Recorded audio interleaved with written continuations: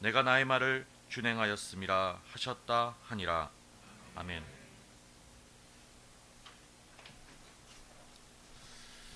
할렐루야.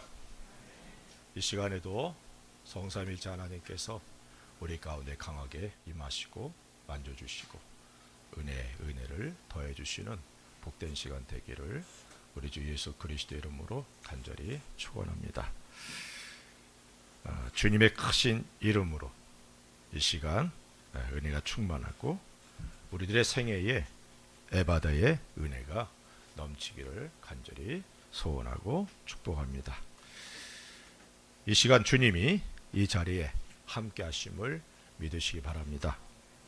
특별히 우리의 약하고 아픈 것을 주님이 만져주시기 사모하면서 예배 드릴 수 있는 귀한 시간 되길 바랍니다. 주님께서 찾으시는 그런 한 사람, 그 예배자가 되고자 하는 간절함을 갖고 아버지께 예배 드릴 수 있기를 바랍니다. 계속해서 우리들의 생애에 열어져야 될 문들에 대해서 말씀을 전하고 있습니다. 주님과의 관계 회복의 문이 지금 이 시간 열려져 있는지 돌아보시기 바랍니다. 주여, 내 문을 여오니 이 시간 내게 임하셔서 나와 동락해 주옵소서. 이런 기도가 있기 바라고, 또한 전대문이 활짝 열어져서 전도의 열매를 맺게 되기를 축복합니다.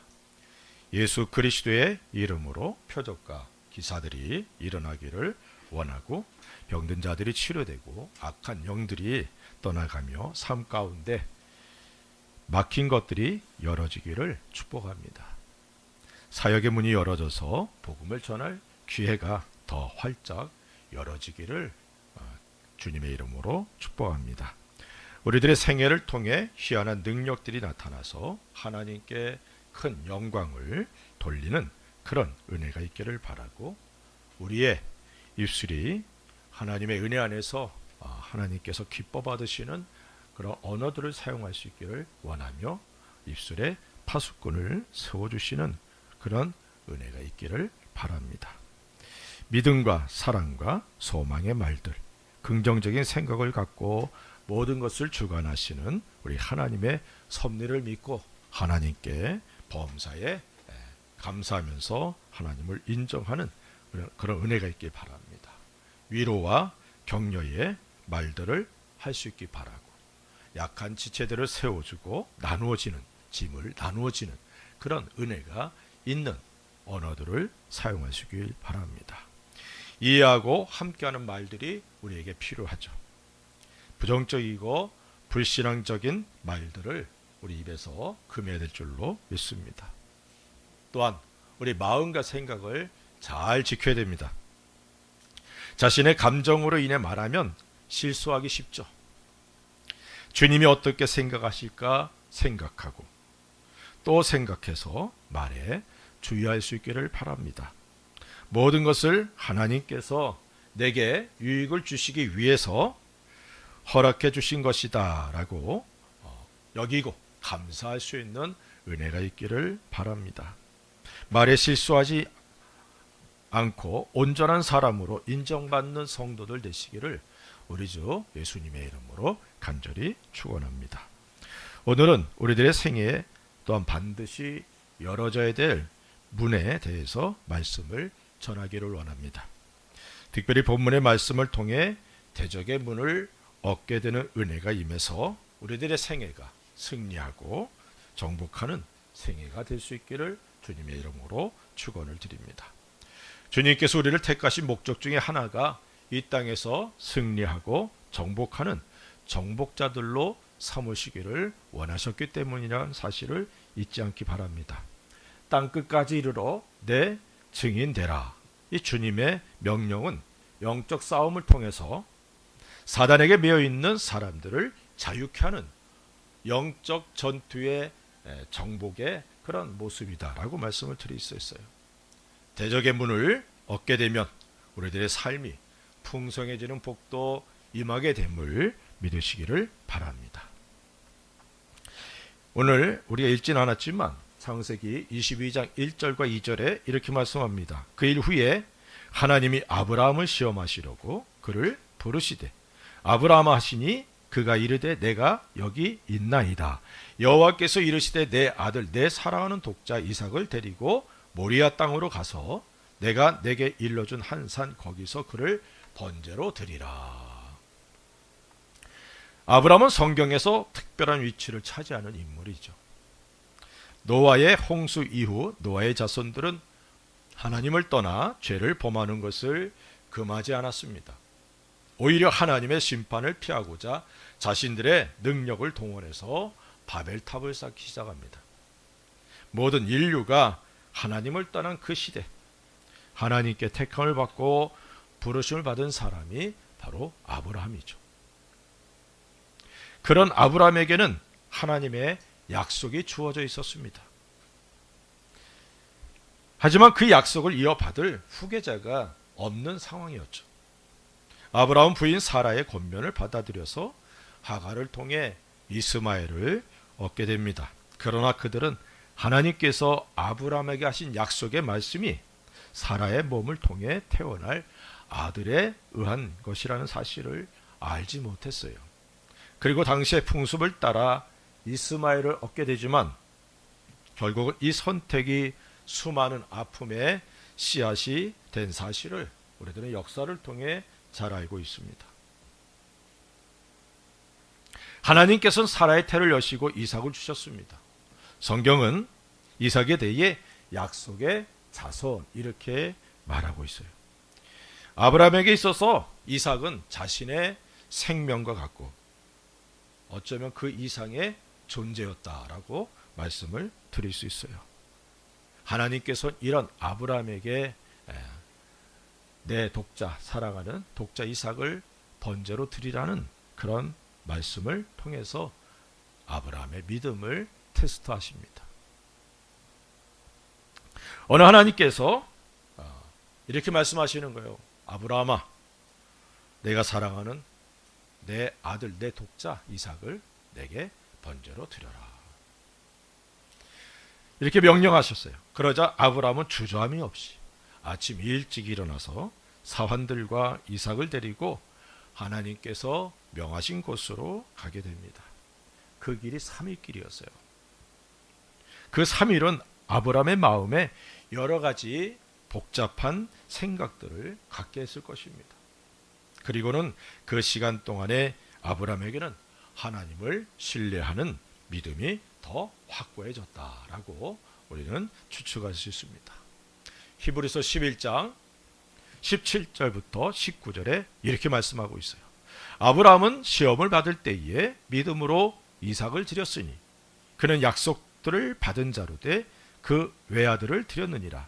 그에게 이미 말씀하시기를 내 자손이라 칭할 자는 이삭으로 말미암으리라 하셨으니 그가 하나님이 능히 이삭을 죽은 자 가운데서 다시 살리실 줄로 생각한지라. 비유컨대 그를 죽은 자 가운데서 도로 받은 것이니라. 이 믿음의 확신이 그동안 자신과 함께 하시고 약속하신 것을 반드시 이루시는 하나님을 경험하면서 갖게 된 믿음이죠. 이런 확신이 있었기에 주저함 없이 이삭을 데리고 하나님께서 명하신 곳으로 갔고 그곳에서 이삭을 번제로 드리려 했던 것입니다. 이삭은 하나님께서 약속하신 유일한 후계자죠. 그런 이삭을 번제로 죽여서 불태워 드린다는 것은 하나님의 명령, 이 명령 자체가 분명 어떤 하나님의 뜻이 있을 것이다 라고 아브라함은 그렇게 기대했다는 것입니다. 그렇게 주저하지 않았고 하나님의 명령에 순종할 수 있었던 것이죠.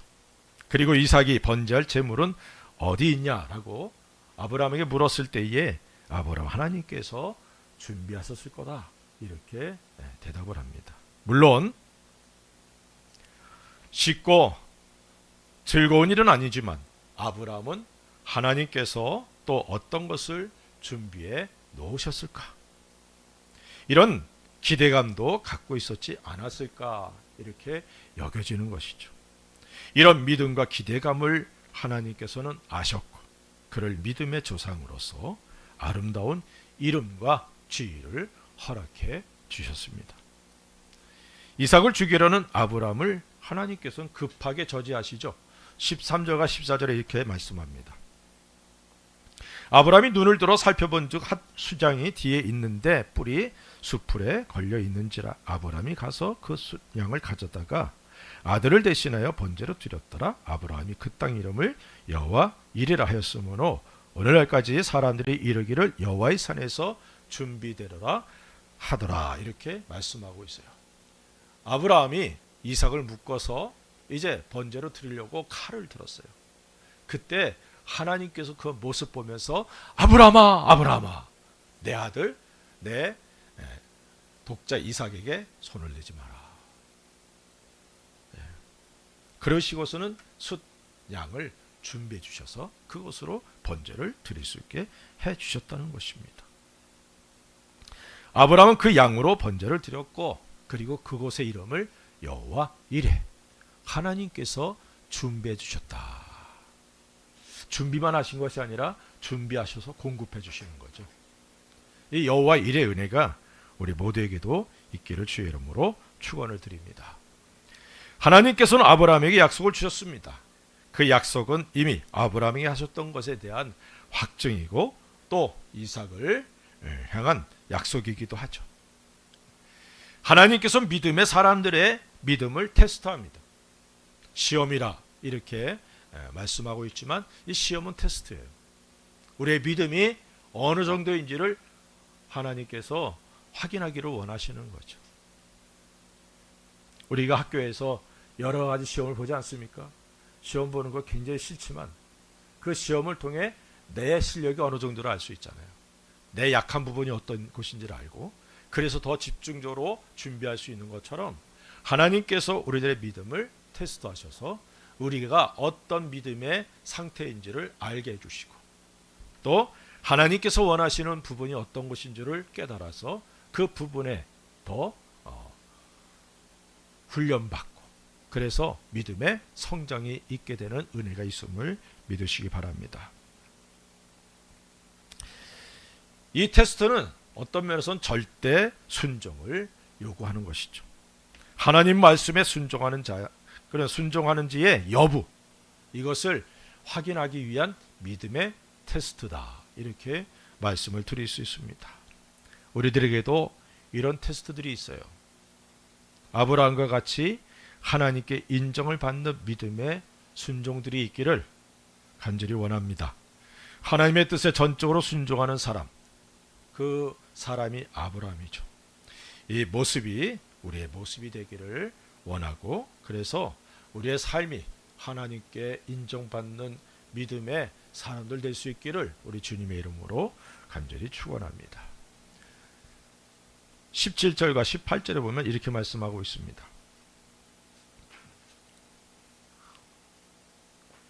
내가 내게 큰 복을 주고 내 씨가 크게 번성하여 하늘의 별과 같고 바닷가의 모래와 같게 하리니 내 씨가 그 대적의 성문을 차지하리라. 또 내 씨로 말미암아 천하 만민이 복을 받으리니 이는 내가 나의 말을 준행하였음이니라 하셨다 하니. 하나님께서는 아브라함의 믿음을 확인하시고 그에게 아주 특별한 약속을 주십니다. 첫 번째 약속은 큰 복을 주시겠다는 약속이죠. 하나님께서는 테스트에 합격한 아브라함에게 큰 복을 주시겠다 이렇게 약속하십니다. 이미 하나님께서는 아브라함을 부르실 때 그를 복의 근원이라 이렇게 말씀하셨죠. 성경은 믿음의 사람들은 믿음으로 아브라함과 함께 아브라함의 복을 받는다라고 말씀하고 있어요. 세상에서 가장 존귀한 이름은 예수 그리스도죠. 그리고 그 다음으로 존귀한 이름이 아브라함이다. 이렇게 말씀을 드릴 수 있어요. 예수님의 족보를 말할 때에도 아브라함과 다윗의 자손 이렇게 말하고 있습니다. 이렇듯 아브라함이 존귀한 이름을 얻었어요. 이것이 바로 아브라함에게 주신 큰 복이 아닌가 이렇게 여겨집니다. 우리들에게도 이런 복들이 임하기를 주의 이름으로 축원을 드립니다.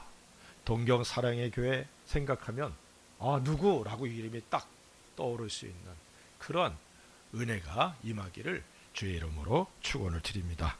두 번째는 자손이 번성하게 되는 약속입니다.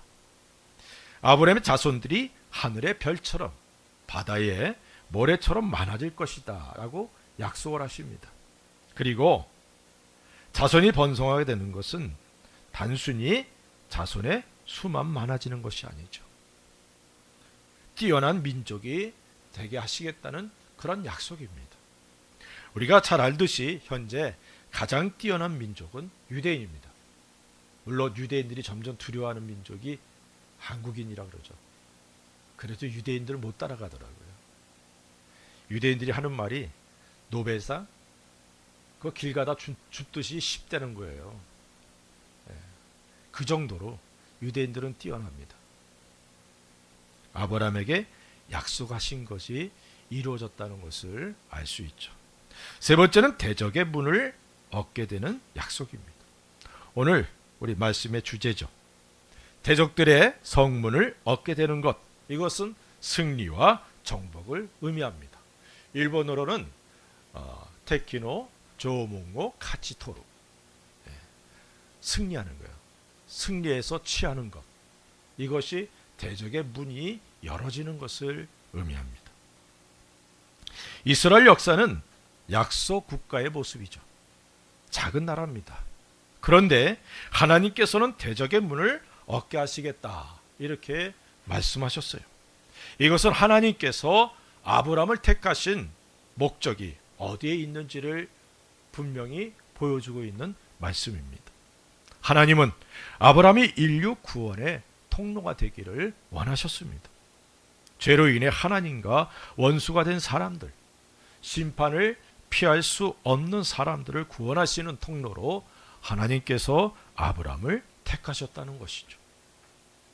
그리고 이 목적은 독생자 예수 그리스도를 아브라함의 자손으로 보내시면서 이루어졌다는 사실을 성경은 분명히 말씀하고 있습니다. 하나님께서 예수 그리스도를 보내신 목적, 그것은 천하 만민이 복을 얻도록 하시기 위함이었습니다. 이렇듯 대적의 문은 예수 그리스도를 통해 사람들이 구원을 받고 하나님께서 준비하신 하늘과 땅의 복을 받도록 하시기 위한 하나님의 은혜라는 사실을 잊지 않기를 바랍니다. 하늘에서 우리가 받을 복은 이 땅에서 어떤 삶을 살았느냐에 따라서 달라지죠. 다시 말하면 이 땅에서 얼마나 많은 대적들의 문을 얻었는가에 달려있다, 이렇게 말씀을 드릴 수 있어요. 우리들의 삶이 정복하는 삶이 되어서 이 땅과 산지를 정복하는 정복자들 될 수 있기 바랍니다. 특별히 우리가 살고 있는 일본, 우리가 정복해야 될 곳입니다. 이 정복이라는 단어 자체가 약소 국가들, 약소 민족들을 총과 칼로 억압해서 뺏는 것을 우리는 정복이라 이렇게 생각을 하죠. 그래서 그 상대편의 피를 많이 흘리게 하는 것이 승리의 그런 큰 요인입니다. 하지만 성경에서 우리들을 통해 하시고자 하는 정복의 은혜는 정반대입니다. 우리들의 피를 쏟아야 되고 우리의 눈물과 땀을 흘리면서 한 영혼을 살리는 것이 정복자의 삶임을 믿으시기 바랍니다. 이런 정복의 삶이 우리들에게 허락되기를 원하여서 대적의 문이 활짝 열어져야 된다는 거예요. 문이 꽉 닫혀 있으면 정복할 수가 없잖아요. 주께서 이 문을 활짝 열어주시는 놀라운 은혜와 복이 임하기를 주의 이름으로 축원을 드립니다. 그럼 대적의 문을 얻으려면 어떻게 해야 되느냐? 우리들에게 대적의 문을 얻게 되는 은혜가 임해야 되는데 우리들 앞에 굳게 닫혀져 있던 대적의 문이 열어져서 정복하는 은혜가 우리들에게 있어야 됩니다. 그러기 위해서는 첫째, 절대 순종이 필요해요. 18절에 이렇게 말씀합니다. 또 내 씨로 말미암아 천하 만민이 복을 받으니 이는 내가 나의 말을 준행하였음이니라 하셨다 하니라고 말씀합니다. 우리가 대적의 문을 얻으려면 먼저 하나님께 절대 순종하는 그런 자세가 필요하다는 것이죠. 절대 순종은 절대 신뢰를 통해 주어집니다. 우리 하나님은 전능하시고 전지하신 하나님이시죠. 선한 목자이셔서 우리들의 삶이 풍성하기를 원하시고, 그래서 꼴과 물이 있는 곳으로 인도하시고 공급해 주시는 분이 선한 목자이신 우리 주님이십니다.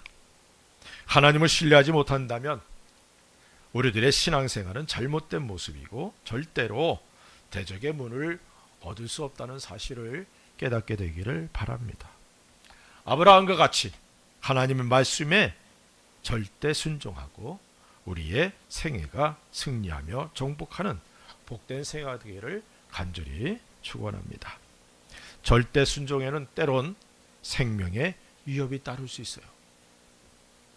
벗결을 메고 요단에 발을 담그라는 명령도 생명을 걸어야 하는 순종이었습니다. 다니엘의 세 친구가 금신상에게 절하지 않은 것도 생명을 건 순종이었습니다. 또한 절대 순종은 다른 사람들의 조롱을 받기도 한다는 것도 깨닫게 되기를 바랍니다. 노아가 하나님의 명령을 따라서 산 위에 방주를 지을 때 사람들은 그를 조롱했어요. 그가 전하는 하나님의 말씀을 무시했습니다. 그렇지 않았다면 그들도 노아의 방주를 만드는 일에 동참했을 것입니다. 아브라함이 하나님의 부르심을 받아 갈대아 우르를 떠날 때에도 사람들은 이해하지 못했을 것이고 어떤 사람들은 조롱했을 것입니다. 제가 한국에서 목회하고 그리고 이제 또 주님께서 일본으로 나를 부르실 때 하나님 앞에 기도한 것들이 기억이 나고 그래서 순종했어요. 다 내려놓고. 그리고 또 이제 주님께서 당장 떠나라는 그 명령을 말씀을 주시기에 다리가 후두를 떨렸지만 그날 교회 사임을 발표하고 그리고 이제 동경 사랑의교회가 그 후에 시작이 된 겁니다. 먼저 있던 교회를 사임하고서 곧바로 한국에 들어갔어요. 그랬더니 어떤 목사님이 저한테 그러더라고요. 권 목사, 지금이 한국 갈 때야. 그렇게 얘기를 하더라고요. 그래서 그때 참 안타까움이 있었지만 그래도 한국에 가는 걸 결정했고 그곳에서 기도할 때 하나님께서 은혜 주셔서 동경 사랑의 교회가 시작될 수 있는 기틀을 그때 하나님 마련해 주시더라고요. 우리의 삶에 하나님의 말씀에 하나님의 감동에 절대 순종하는 것. 그럴 때 하나님이 일하시는 것을 우리가 보게 됩니다. 복음의 진리대로 살아가는 사람들을 향한 조롱과 질시가 모든 시대에 있었다는 사실을 우리가 잊어서는 안 됩니다. 우리들이 주님의 말씀을 따라 순종하는 것을 하나님께서는 기뻐하시지만 다른 사람들은 조롱하거나 이해하지 못함으로 무시할 수도 있다는 거예요. 그렇지만 우리가 정복하는 삶을 원한다면 하나님 말씀에 철저하게 순종하는 절대 순종이 있어야 된다는 사실을 잊지 않기를 주의 이름으로 부탁을 드립니다. 선한 목자이신 우리 하나님을 신뢰하며 순종하는 우리 모두 될 수 있기를 간절히 주님의 이름으로 축원합니다. 두 번째는 철장으로 무장해야 돼요. 시편 2편 9절에 내가 철장으로 그들을 깨트리며 질그릇같이 부수리라 하시도다. 순종과 더불어 우리들은 철장으로 무장을 해야 됩니다. 철지팡이, 쇠지팡이로 무장을 해야 돼요. 철장으로 원수들을 질그릇 깨듯이 부수며 순종해야 한다, 승리해야 한다는 사실을 잊지 않기를 바랍니다. 그러기 위해서는 먼저 예수 그리스도의 이름 권세가 우리의 삶을 통해 강하게 나타나야 될 줄로 믿습니다. 그래서 제가 철장에 대해서 말씀을 전하면서 세 가지를 말씀을 드렸죠. 그 첫째가 예수 그리스도의 이름 권세입니다. 예수 그리스도의 이름은 모든 이름 위에 뛰어난 이름이죠. 그 이름에 무릎을 꿇지 않을 자 없습니다. 이 이름이 믿는 우리들에게 주어졌다는 사실이에요. 그래서 우리는 예수 그리스도의 이름으로 기도할 때 하나님께서 응답하시고 그 이름으로 악한 영들을 대적할 때 떠나가는 역사들이 일어납니다. 그 이름으로 영생을 얻고 그 이름으로 승리하는 삶을 살아가게 되죠. 그렇게 우리들의 생애에 예수 그리스도의 이름이 충만하고 그 이름으로 정복할 수 있는 은혜가 있기를 바랍니다. 제가 전에 말씀드렸죠. 우리를 에워싸고 또 에워싸고 에워쌌으며 벌떼같이 에워싼 그 모든 우리의 대적들을 향하여 예수 그리스도의 이름으로 끊어버리라. 생각납니까? 그 이름을 사용하십시오. 예수님의 이름으로. 누가 끊어주는 게 아니라 내가 끊어버리는 거예요. 내가 주 예수 그리스도의 이름으로 명하느니 내 몸에 있는 모든 질병들, 독소들, 그리고 내 삶의 모든 것을 막고 있는 것들은 내 앞에서 끊어지고 제거되고 소멸될지어다. 예수 그리스도의 이름으로 대적의 문을 얻게 되는 것입니다. 믿습니까? 또한 예수 그리스도의 복음으로 충만해야 돼요. 예수 그리스도의 복음을 통해 영혼들을 살리고 하나님의 뜻을 이루어 하나님의 나라가 확장되도록 해야 한다는 사실입니다. 복음의 제사장과 새 언약의 일꾼이라는 사실을 잊지 않기를 바랍니다. 그리고 성령 하나님의 권능을 받아야 되죠. 그래서 땅끝까지 이르러 모든 족속으로 제자를 삼아야 됩니다. 하나님의 뜻을 이루는 일에는 우리의 힘만으로는 불가능합니다. 우리에게 맡겨주신 정복의 일은 영적 싸움을 통해서 얻게 되는 것이죠. 악한 영들과의 싸움에서 이기기 위해서 성령 하나님의 권능을 받아야 된다는 사실을 잊지 않기를 바랍니다. 그래서 저는 항상 기도하죠. 부인할 수 없는 성령 하나님의 임재하심과 일하심과 나타나심과 운행하시고 위로해 주시고 기름 부어주시는 역사가 우리 가운데 늘 있기를 위해서 기도하고 있습니다. 주님도 이 사실을 알고 있었기에 부활하시고 승천하시는 모습을 보게 될 제자들에게 예루살렘을 떠나지 말 것과 그리고 성령 하나님의 권능을 받을 것을 명령하십니다. 우리들이 이루어야 될 일은 영적인 일이고 또 이 일을 통해 우리들이 영광을 얻게 된다는 사실을 잊지 않기를 바랍니다. 그래서 에베소서 6장 13절에 이렇게 말씀합니다. 그러므로 하나님의 전신갑주를 취하라. 이는 악한 날에 너희가 능히 대적하고 모든 일을 행한 후에 서기 위함이라. 하나님의 전신갑주로 무장을 해야 된다는 거죠. 우리는 거짓의 아비인 사단과 싸우고 있다는 사실을 잊어서는 안 됩니다. 우리들의 마음과 생각을 빼앗아서 주님의 뜻을 이루지 못하고 우리들의 삶을 파괴하려는 사단의 전술 전략에 넘어가서는 안 된다는 사실입니다. 우리 한국 속담에 아니 땡 굴뚝에 연기 나랴 그런 말 알죠? 뭔가 뗐으니까 연기가 나는 거 아니야? 그런데 불 떼지 않아도 연기가 나는 경우들이 있더라고요. 사실과 전혀 다른 말들이 거짓들이 진실처럼 사람들의 마음을 빼앗고 도적질하는 경우들이 얼마나 많은지 모릅니다. 사무엘하 15장 6절에 이렇게 말씀합니다. 이스라엘 무리 중에 왕께 재판을 청하러 오는 자들마다 압살롬의 행함이 이와 같아서 이스라엘 사람의 마음을 압살롬이 훔치니라.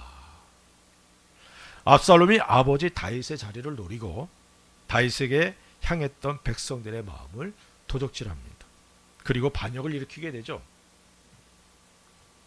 이때 동참한 사람들이, 이 반역에 동참한 사람들이 압살롬에게 마음을 도적질 당한 사람들이었어요. 이들은 결국 패하고 말았습니다.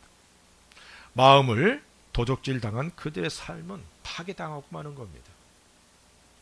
사무엘하 17장 23절에 이렇게 말씀합니다.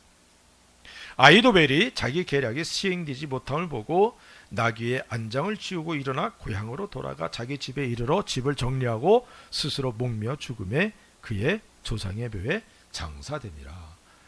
압살롬과 함께 했던 모사였습니다.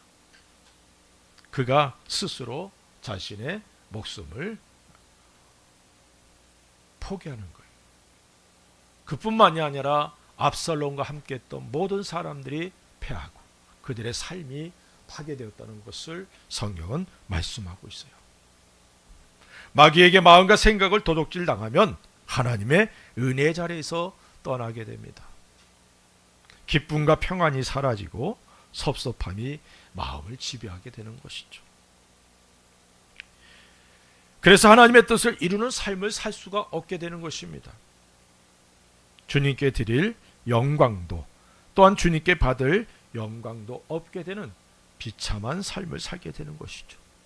그래서 마음과 생각을 잘 지켜야 된다. 성경은 말씀하고 있고 생명의 근원이 이에서 난다라고 말씀하고 있습니다. 성을 지키는 것보다 더 중요한 것이 마음을 지키는 것이다 라고 말씀하고 있어요. 마음과 생각을 빼앗겨 버리면 신앙생활을 제대로 할 수 없다는 사실을 깨달으시기를 바랍니다. 하나님께서 우리에게 주신 마음은 새롭게 된 마음이죠. 사랑과 은혜로 충만한 그러한 마음입니다. 근데 그 마음을 뒤흔드는 악한 사단에게 속아 넘어가지 않기를 주의 이름으로 축원을 드립니다. 세 번째는 자신의 정체성을 분명히 자각해야 된다는 거예요. 고린도후서 5장 17절에 이렇게 말씀합니다. 그런즉 누구든지 그리스도 안에 있으면 새로운 피조물이라 이전 것은 지나갔으니 보라 새 것이 되었도다. 하나님께서 우리를 예수 그리스도 안에서 이 세상의 정복자들로 삼아주셨습니다. 이 사실을 인정하지 못한다면 우린 절대로 정복자의 삶을 살아갈 수가 없어요. 수시로 이 사실을 자신에게 주입해야 됩니다. 자기 체면으로도 엄청난 일들을 이루어내죠. 하지만 우린 체면이 아니라 하나님의 진리의 말씀에 근거해서 내게 너가 어떤 존재인지를 자각시키는 거예요. 새로운 피조물입니다. 어떤 분은 그렇게 설명을 하더라고요. 하나님께서 우리를 예수 그리스도 안에서 새롭게 하셨는데 죄를 짓기 이전에 아담의 상태와 같은 그런 상태로 회복시킨 것이다. 저는 그러면 새롭게 된 존재라고 말씀을 드릴 수 없어요. 아담은 죄로 인해서 범죄하고 하나님과의 관계가 끊어지는 저주를 받게 하는 그런 통로가 되지 않았습니까? 하나님께서 예수 그리스도 안에서 나를 택해 주시고 새롭게 주셨다. 이 말은 그 차원이 아니에요. 하나님과 영원히 끊어지지 않는 예수님의 피로 하나가 되게 해주신 그 놀라운 은혜가 우리에게 주어져 있다는 사실을 잊지 않기 바랍니다. 에덴으로의 회복이 아니에요. 천국으로의 인도함이죠. 믿습니까? 에덴과 천국을 비교할 수 없습니다.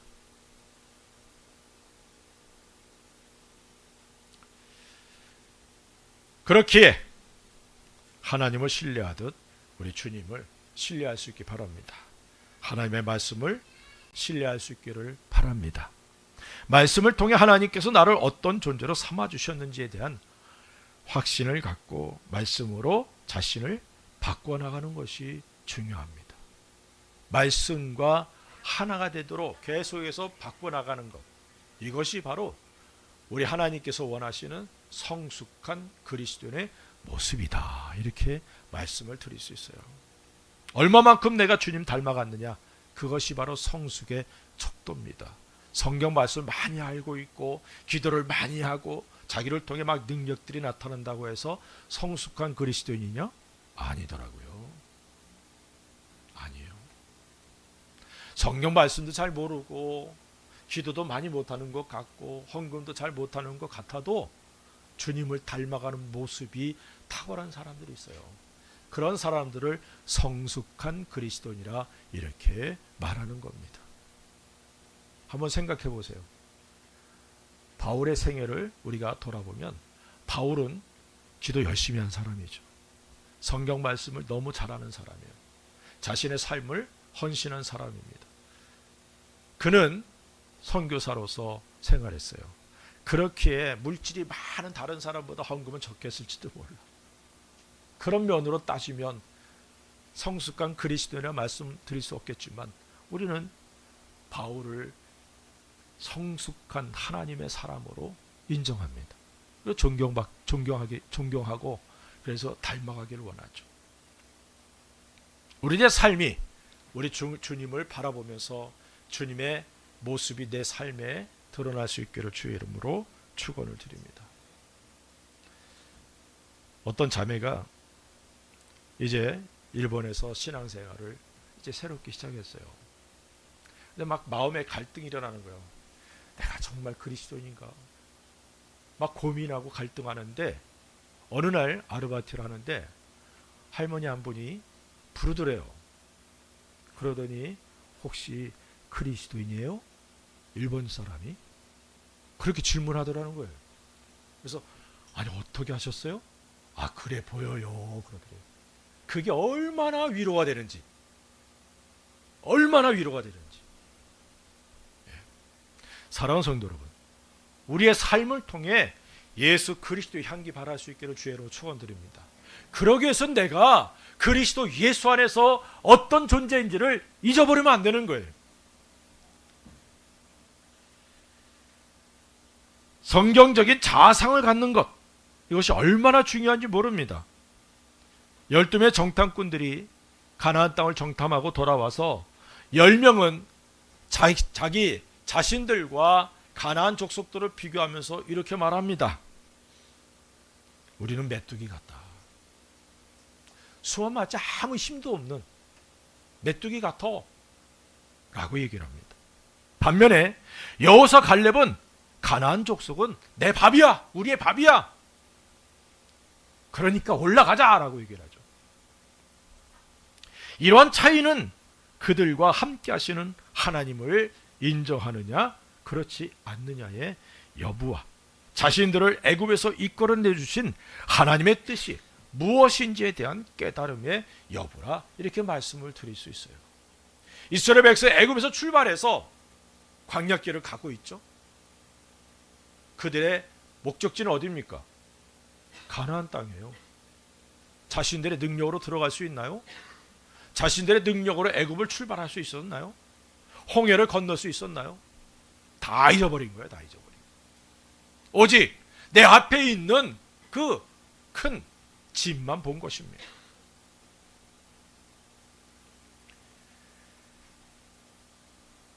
독생자를 보내주시고 십자가에서 죽게 하시면서 나를 구원해 주신 하나님의 뜻이 무엇인지를 깨닫고 하나님을 신뢰함으로 하나님의 바람대로 자신의 자상을 제대로 가질 수 있게 되기를 바랍니다. 그럴 때 우리가 이 땅에서 해야 할 일들이 무엇인지를 알게 되고 그 일을 이루기 위해서 내가 준비해야 될 것이 무엇인지를 알게 되는 것입니다. 우리 모두에게 이런 은혜들이 넘쳐서 대적의 문을 얻고 승리하며 정복함으로 하나님께 영광을 돌릴 수 있게 되기를 간절히 바랍니다. 오늘 말씀을 통해서 우리들의 삶이 대적들의 문을 얻게 되는 정복자의 생애가 되기를 원하는 하나님의 마음을 알게 되었습니다. 대적의 문을 얻고 승리자로서의 삶을 살기 위해서 아브라함과 같은 절대 순종이 있어야 한다는 사실을 말씀을 드렸습니다. 이삭을 번제로 드리라는 하나님의 말씀에 주저하지 않고 순종했던 아브라함을 하나님께서 기뻐하셨고 그의 후손으로 인해 대적의 문을 얻도록 해주셨습니다. 예수 그리스도로 인해 천하 만민이 복을 얻게 되었죠. 이 은혜가 이제 우리들에게 임해 있습니다. 자신을 구원해 주신 하나님께서 정복자로서 자신을 세워주셨다는 사실을 잊지 않기를 바랍니다. 내가 예수 그리스도로 인해 정복자가 되었다는 사실을 자각하고 예수 그리스도의 이룬 권세, 예수 그리스도의 복음으로 무장하고 성령 하나님의 권능으로 충만해서 땅끝까지 이르러 모든 족속으로 제자 삼는, 사람들을 구원해서 살리는 일들을 행하며 삶의 풍성한 열매가 맺혀져서 하나님께 영광을 돌리는 복된 성도들 될 수 있기를 우리 주 예수 그리스도 이름으로 간절히 축원합니다. 기도하십시다. 우리 같이 한번 기도합시다. 주여,